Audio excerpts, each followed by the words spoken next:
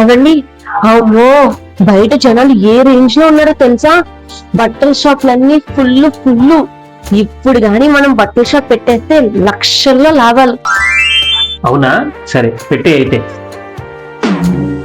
అది కాదండి, షాపింగ్ చేసుకుని వస్తు బొటిక్కి వెళ్ళానా, అమ్మో ఎంత రేట్ చెప్తున్నారో. మనమే ఇక నుంచి బొటిక్ పెట్టేద్దామండి. జనాలు తక్కువ రేటు, మంచి క్వాలిటీ ఇవ్వచ్చు. ఏమంటారు? ఓ ఓకే, పెట్టేసే అయితే. కనిపించలేదు.